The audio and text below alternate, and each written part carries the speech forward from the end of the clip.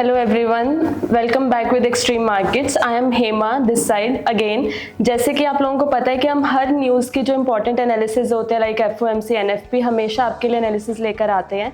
इस बार का जो इम्पोर्टेंट डेट्स है वो है 31 जुलाई, जहाँ पर FOMC की मीटिंग मिनट्स, FOMC की जो न्यूज़ है वो रिलीज़ होने वाली है और वो हम सभी ट्रेडर्स के लिए काफ़ी इम्पैक्टफुल न्यूज़ रहती है। तो हमेशा की तरह हमारे साथ है मिस्टर पंकज जो हमें एक्सप्लेन करेंगे कि व्हाट इज़ FOMC और ये फॉरेक्स ट्रेडिंग में क्यों इम्पोर्टेंट। देखो FOMC is the one of the biggest forex market news है जो हमारी FOMC की काफ़ी बड़ी न्यूज़ होती है, तो काफ़ी ज़्यादा इम्पैक्ट इसका US डॉलर के ऊपर रहता है, आपको पता होगा। जैसे तो FOMC का क्या इफेक्ट होगा, जैसे हम लास्ट टाइम हमेशा बोलते हैं कि एनालाइज हो सकते हैं मार्केट के क्या मूवमेंट हो सकते हैं, उससे पहले मैं आपको थोड़ा सा ब्रीफली एक्सप्लेन करना चाहूँगा FOMC क्या होता है, इसका क्या इफेक्ट होता है। FOMC एक तरीके की मीटिंग्स होती है, 15 मिनट्स की मीटिंग होती है, उसके बाद एक मीटिंग चलती है जो 1 आवर लॉन्ग तक भी चलती है, जो आपकी 7 members of Federal Reserve of governors की होती है और 7 members of Federal Reserve of presidents की होती है, जो आपस में रेट का चेंजेस करने और इंटरेस्ट रेट कितने इंक्रीज करने डिक्रीज करने हैं, प्लस आपकी इकोनॉमी कितनी इंक्रीज डिक्रीज हो रही, गुड एंड सर्विसेज हो रही, मतलब कि ऑल ओवर आपका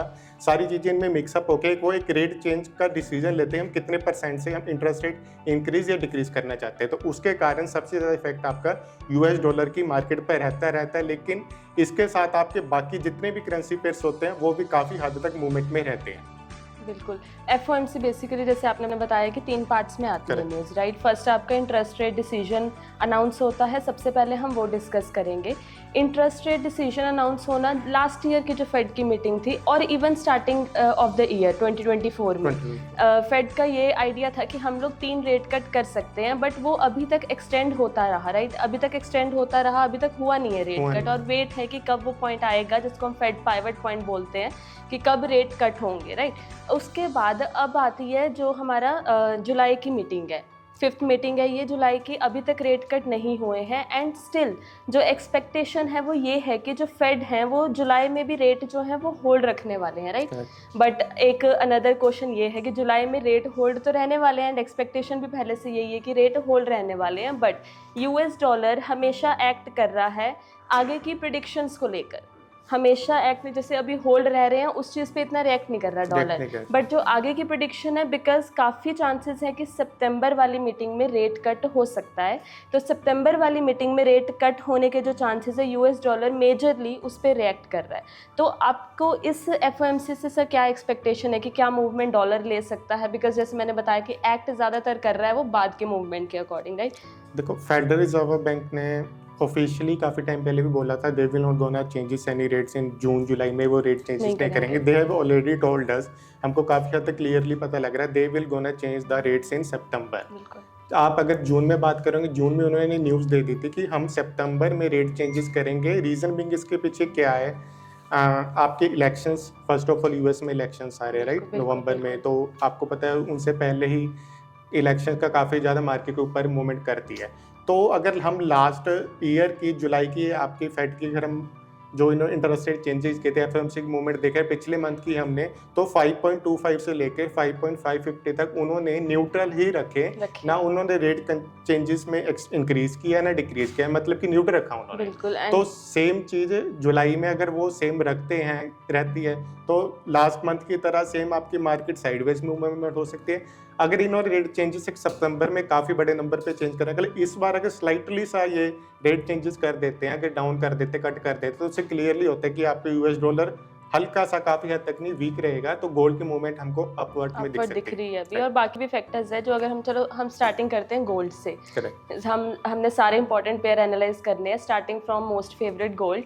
सो गोल्ड की मूवमेंट जो हमेशा रही है अभी डाउन आया है काफ़ी, 2380 क्रॉस करके 2362 अराउंड यहाँ तक डाउन गया, राइट। अब उसके बाद रिकवरी मोड पे है, जिसके कुछ फैक्टर्स हैं जिसके अकॉर्डिंग मैं अभी के लिए गोल्ड को बाय में देख रही हूँ। आपके एनालिसिस हम अभी शेयर करेंगे, बट मैं थोड़े से बाय के पॉइंट्स बताना चाहूँगी। फर्स्ट ऑफ ऑल तो जियोपॉलिटिकल रिस्क जो चल रहे हैं अभी भी, रिसेंटली सैटरडे को भी इजराइल वॉर में एक अटैक हुआ था, उसकी वजह से भी गोल्ड कुछ हद तक ऊपर गया था। एंड उसके अलावा जो सितंबर की रेट कट एक्सपेक्टेशंस है जिसकी वजह से जो गोल्ड है वो अपवर्ड मूवमेंट दिखा रहा है, राइट। एंड डॉलर वीक की तरफ हम सिग्निफाई कर रहे हैं अभी के लिए। आपको क्या लगता है कि गोल्ड FOMC पे क्या मूवमेंट कर सकता है?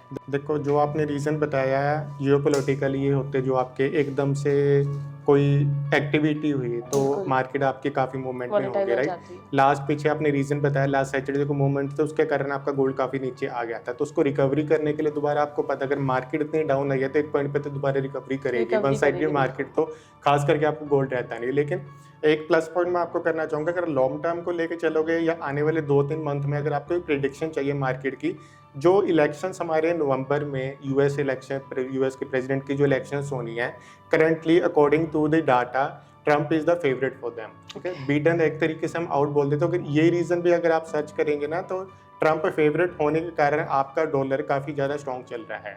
इसी चीज को अगर वो कंटिन्यू करता है, अगर कंटिन्यू रखता है काफी टाइम तक, ये कंटिन्यू रहेगा, क्योंकि फेवरेट हमारे ट्रम्प चला, तो उसके ज्यादा चांसेस है इलेक्शंस में विन होने के। लेकिन एफओएमसी उसका आपका अगर मूवमेंट चेंज करना चाहेगा तो एफओएमसी पर आपका गोल्ड वीक होने के ज्यादा चांसेस रहेंगे इस रीजन के कारण। ओके, मतलब इस बार हमारे डिसीजन में डाइवर्जेंस है, जैसे कि फेड और बीओई के डिसीजन में डाइवर्जेंस है। अभी नेक्स्ट हम एनालाइज करेंगे जीबीपी यूएसडी के लिए, और जीबीपी के लिए भी इंपॉर्टेंट डे रहने वाला है लाइक वेडनेसडे एंड थर्सडे, क्योंकि जीबीपी का भी रेट डिसीजन अनाउंस करेगा बैंक ऑफ इंग्लैंड थर्सडे को, और उससे पहले हमारी एफओएमसी का रेट ऑफ डिसीजन है। तो जीबीपी यूएसडी के लिए देखना होगा कि वो किस तरफ को मूव करता है, बिकॉज अगर रेट होल्ड रहते हैं इन एफओएमसी, मतलब यूएस डॉलर होल्ड रख रहा है रेट्स, एंड सेकंड जो हमारा जीबीपी है, मतलब बैंक ऑफ इंग्लैंड है, वो ये प्रिडिक्ट कर रहा है कि हम आगे जो रेट्स हैं वो कट कर सकते हैं, क्योंकि उन्होंने पहले भी रेट कट कर दिए थे फेड के अगेंस्ट जाकर, राइट। सो ये भी जीबीपी यूएसडी को एक वीकर सेंस में, मतलब जीबीपी यूएसडी को वीक कर सकता है, रेट कट होना बैंक ऑफ इंग्लैंड की तरफ से और यूएस डॉलर वीक होना। क्या यूएस डॉलर वीक होना जीबीपी यूएसडी को अपवर्ड्स की तरफ लेकर जाएगा। तो आई थिंक जीबीपी यूएसडी में दोनों तरफ की मूवमेंट हो सकती है, इसीलिए वो सबसे वॉलेटाइल रहने वाला है। हम कुछ की पॉइंट्स डिस्कस करेंगे जीबीपी यूएसडी के। अभी 1.2800 का सपोर्ट लेवल दिखेगा, अगर 1.2800 को क्रॉस करता है देन वो 1.2780 के अराउंड इन पॉइंट्स पे रीच कर सकता है, बट 1.2800 क्रॉस होना अभी के लिए थोड़ा सा डिफिकल्ट लग रहा है। अगर ये रिकवरी करता है टू द अपवर्ड साइड तो 1.288 ये जो पॉइंट रहेगा जीबीपी यूएसडी के लिए, ये इंपॉर्टेंट रहेगा एज अ रेजिस्टेंस लेवल, और यही मूवमेंट अगर अच्छे लेवल पे कंटिन्यू होती है तो 1.2900 का जो पॉइंट रहेगा रेजिस्टेंस, मेजर रेजिस्टेंस बोल सकते हैं जिसको जीबीपी यूएसडी की, वहां तक रीच हो सकता है GBP USD. So I think ये इंपॉर्टेंट पॉइंट्स कुछ रहने वाले हैं। इसी तरह का जीबीपी यूएसडी एक तरीके से आपका one of the highest trading pair रहता है। तो उसी तरीके से अगर हम यूरोएसडी की बात करें, जो मैंने आपको पॉइंट्स बताए कि डॉलर वीक किस रीजन से हो सकता है, तो अगर मैं यूरोएसडी की बात करूं, यूरोएसडी का आपका रेजिस्टेंस लेवल काफ़ी स्ट्रॉन्ग लेवल 1.0900 तक आपकी यूरोएसडी की रेजिस्टेंस लेवल काफ़ी स्ट्रॉन्ग बनी हुई है अभी करंटली अगर चलेंगे। करंटली मार्केट की अगर हम ट्रेंड की बात करें तो 1.087 अराउंड के समथिंग आपकी मूवमेंट दे रहा है। तो फर्स्ट जो आपकी इसकी सपोर्ट लेवल बनती है तो 1.8200 तक बन सकती है। इसकी सेकंड सपोर्ट लेवल 1.0800 तक रह सकते हैं। अगर लोएस्ट की बात करें तो 1.07900 से लेकर 600-700 तक इसके बीच में आपकी मूवमेंट रहेगी। ये सिर्फ सपोर्ट रेजिस्टेंस आपकी एफओएमसी पर काफ़ी स्ट्रॉन्ग लेवल्स तक हमको सिग्निफाई कर रही है। बिल्कुल। यूरो और जीबीपी के साथ हमने गोल्ड के कुछ की पॉइंट्स हमारे रह गए हैं डिस्कस करना, हम वो डिस्कस करेंगे। सर आपको क्या लगता है कि गोल्ड डाउन कितना जा सकता है? गोल्ड अगर मैं बात करूं, पहली मेरी प्रेफरेंस गोल्ड की आपकी बुलिश ट्रेंड में ही है, क्योंकि हमने डॉलर वीक ज़्यादा सिग्निफाई होने के कारण रेट चेंजेस होते हैं तो आपका डाउन आ सकता है। डॉलर सितंबर की प्रेडिक्शन ज़्यादा देंगे, सितंबर तक प्रेडिक्शन रहेगी। न्यूट्रल रहते तो आपकी मार्केट साइडवेज रहेगी, उसके कारण आपकी गोल्ड की जो सपोर्ट रेजिस्टेंस लेवल बन सकती है, गोल्ड की आपकी रेजिस्टेंस लेवल बनेगी 2450 तक आपकी बन सकती है। सेकंड लेवल 2430 तक होगी, और करंटली जो आपकी मार्केट चल रही है अराउंड 24 के अंडर क्रॉस कर रही है तो 2410 आपकी रेजिस्टेंस लेवल रहेगी। अगर 24 अगर क्रॉस कर लेता है तो अभी करंटली 24 पे ही चल रहा है। अगर रेजिस्टेंस की बात करूं, ज़्यादा डाउन मैं गोल्ड को नहीं प्रेफरेंस दूंगा। अगर रेजिस्टेंस की बात करूं, मैं आपको एक काफ़ी स्ट्रॉन्ग लेवल बताऊंगा। मैं पिछले 1 मंथ का अगर चार्ट हम देख के चले तो आपका 2370 से लेकर 75 तक आपकी रेजिस्टेंस लेवल मार्केट चल रही है। Yes, and down to down कितना जा सकता है? वो 2353 तक का एक पॉइंट है जो लोएस्ट देख सकते हैं, लोअर तक, पर जो 70-80 के अराउंड आपकी मार्केट रहेगी मोमेंट। ठीक है। एंड नेक्स्ट हमारा आता है जेपीवाई।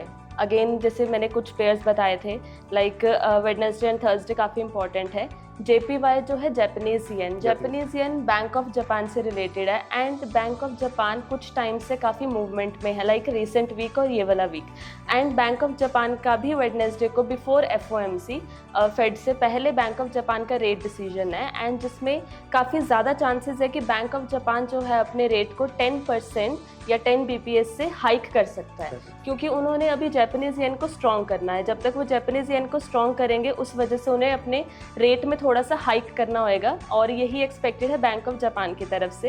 एंड USD को हम अभी के लिए वीक समझ रहे हैं क्योंकि वो सितंबर के रेट कट प्रेडिक्शन पे ज़्यादा एक्ट कर सकता है US डॉलर, तो उस वजह से USD JPY जो है अगेन डाउनवर्ड मूवमेंट ले सकता है और उसके कुछ सपोर्ट लेवल रह सकते हैं 152 151, ये जो पॉइंट्स है ये इसके कुछ सपोर्ट लेवल रह सकते हैं क्योंकि जापानीज येन इतना डाउन अभी जा सकता है, काफ़ी हद तक जापानीज येन ने रिकवरी करी है, राइट। और कुछ अगर रेजिस्टेंस लेवल की बात करते हैं हम, जापानीज येन अगर हाईएस्ट जाता है वो 153, 154 और 155 वाले जो पॉइंट्स है ये बहुत इजीली कैच कर सकता है, क्योंकि इनके जो व्हीकल अगर जापानीज बैंक ऑफ जापान कोई मूवमेंट नहीं करता है तो जापानीज येन अभी भी वीकर साइड पर ही है, राइट। एंड उसके बेसिस पे हम लोग एक और चीज़ आपके लिए लेकर आए हैं, क्योंकि जापानीज येन काफ़ी मूवमेंट में रहने वाला है, तो हम एक क्रॉसेस का एनालिसिस करेंगे यूरो JPY के बारे में। हम एक कुछ आपको की पॉइंट्स बताएंगे ताकि आप एक नए पेयर को एनालाइज करके ट्रेड कर सको, राइट। तो सर यूरो JPY के आप कुछ पॉइंट्स डिस्कस करोगे? Euro JPY currently I think आपका 157 के अराउंड मूवमेंट दे रहा है। 157 के अराउंड अगर ये मूवमेंट रहती है यूरो JPY की तो इसकी रेजिस्टेंस लेवल आपकी 158 तक रह सकती है। स्पोर्ट की बात करूँ तो आपकी स्पोर्ट हार्डली 155 से लेकर 155.500 तक आपकी यूरो JPY की मूवमेंट रह सकती है इस पे। तो बैंक ऑफ जापान अगर रेट चेंजेस करता है तो काफ़ी बड़ा मेजर रोल, FOMC पहले आपका JPY की न्यूज़ आनी है, तो आपके लास्ट मंथ जैसे उन्होंने रेट कट किए थे उसके कारण काफ़ी बड़ी मूवमेंट हमको JPY में दिखी थी। सेम प्रेडिक्शन JPY की, same decision, same interest rate, वो न्यूट्रल इस मंथ रखने के ज़्यादा चांसेस है। तो लास्ट अगर आप FOMC वाले दिन की JPY की न्यूज़ की मूवमेंट चेक करेंगे तो इस मंथ भी आपकी JPY की सेम मूवमेंट हो सकती है। ठीक है, ये तो हमारी तरफ से कुछ पेयर के एनालिसिस हैं जहाँ पर आई होप आप लोगों को इन पेयर के एनालिसिस से काफ़ी हेल्प मिलेगी with support and resistance. But yes, आपने मार्केट से इन टच रहना है क्योंकि न्यूज़ रिलीज़ का टाइम वॉलेटाइल टाइम होता है। अपने रिस्क मैनेजमेंट को फॉलो करो और बहुत अच्छे से अपनी ट्रेडिंग को फॉलो करो हमारे सपोर्ट और रेजिस्टेंस लेवल्स के साथ। सो अभी के लिए FOMC में इतना ही। उसके बाद एक और चीज़ मैं अपडेट करूँगी, हमारी नेक्स्ट वीडियो आएगी फॉर NFP जो उसके एक दिन बाद लाइक फ्राइडे को रिलीज़ होने वाली है और बहुत इम्पैक्टफुल न्यूज़ रहने वाली है। साथ साथ में वेडनेसडे और फ्राइडे दोनों, लाइक ये वीक ही बहुत इंपॉर्टेंट रहने वाला है ट्रेडर्स के लिए। सो नेक्स्ट एनालिसिस के लिए हमें अगेन ज्वाइन बैक करो NFP के एनालिसिस के लिए।